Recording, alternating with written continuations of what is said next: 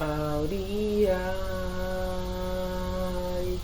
aldehydes. Let's discuss about the aldehydes. Aldehyde is the general formula for the aldehydes. What do we need to know? Enantiomer, either one of a pair of compound crystals or molecules that are mirror images of each other but are not identical. Stereoisomer, one of a set of the isomer of a compound. Chiral central. A chiral central is an atom that has 4 different groups bonded to it. The mirror images of chiral central are not superimposable. The term chiral central has now been replaced with chirality.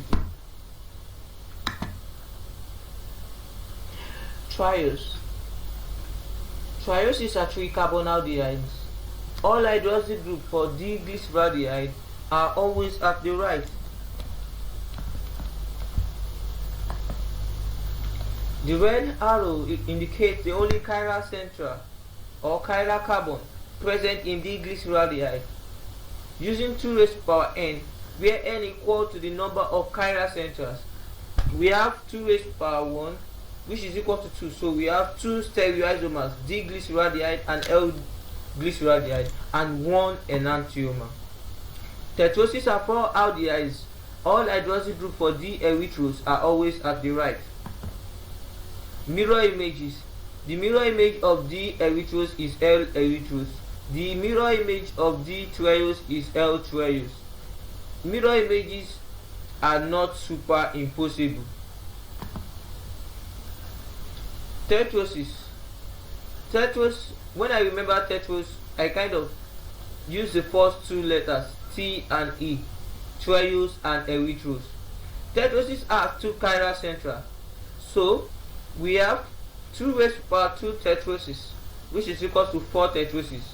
These 4 tetroses are the D-erythrose, D-triose, L-erythrose, and L-triose.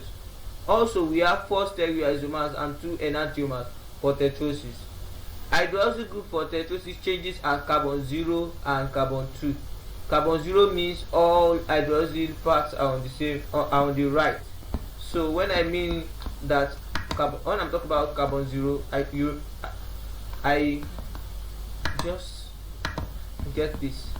So I remember that these 2 are on the right. Okay, it means that these 2 hydroxyl groups are on the right. So that's how I remember tetrose.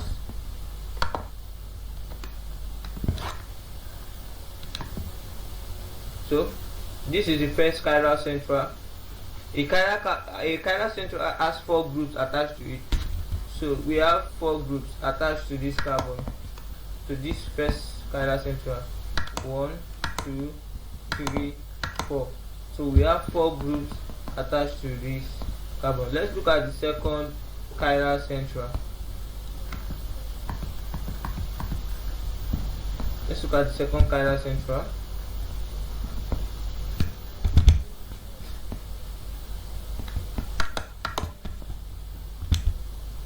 This is the second chiral central. Now let's see.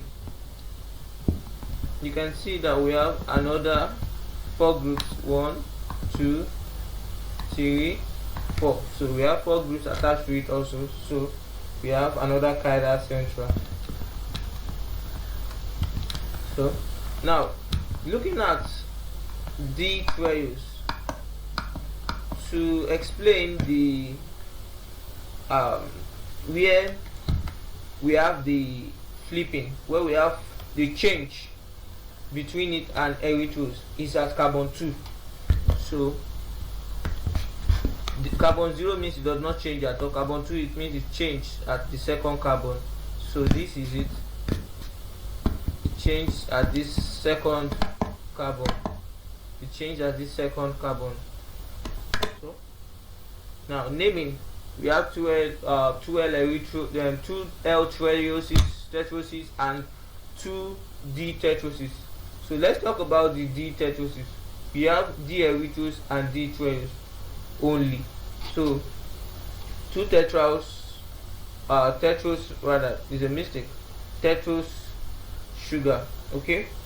Now erythrose and triose are the 2 tetrose sugar that we have.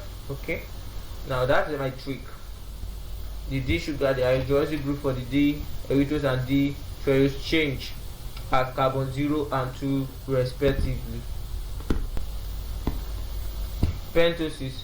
Pentoses are 5 carbon aldehydes with 3 chiral centra. Using 2 raised power n, we have 8 tetroses. How many chiral centra? 3 chiral centra. Let me show you the fourth one. This is number 1, number 2, number 3. Using 2 raised power n, so we have 2. So we have 2 raised to power 3 raised to power 3. So we have 2 times 2 times 2, which is 8. 2 multiplied by 2 by multiplied by 2, that's 8. So that's how I get that.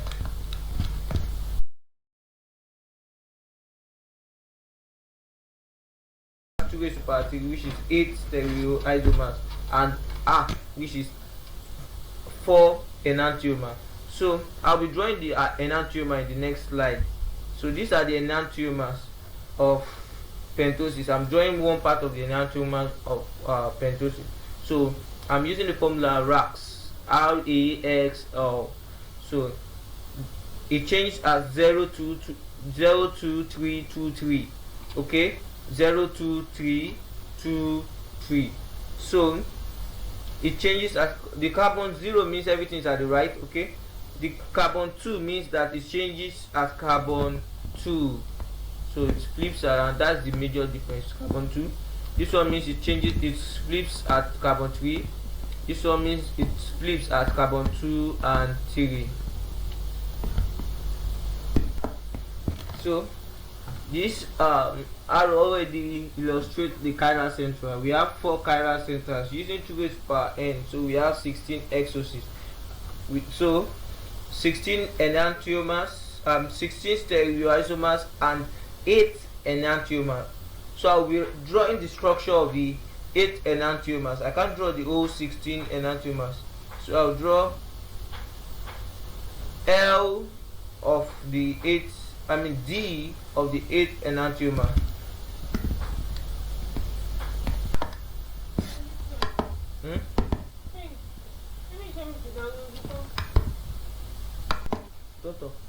Exosis: allose, aldose, glucose, mannose, glucose, idose, galactose, and thallose. AAGMGIGT.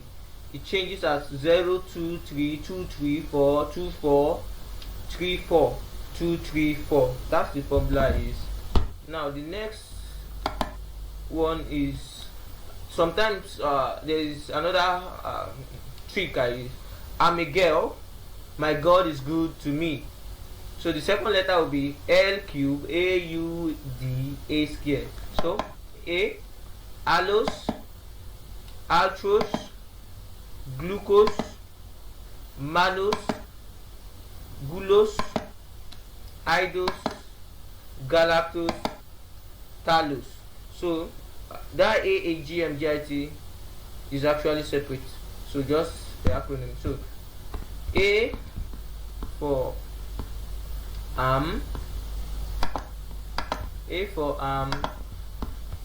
okay, AM. So A for A, one of the L, one of the L here. So a girl, A, the second A here, the second L from this here, and the next one girl, G for G. So L, the third L will be used here. The next one is M, and the A will be used. This one is G, the U will be used. This one is I, and what? The D, the V will be used, and this G, the A will be used, and the next is T, the last A will be used.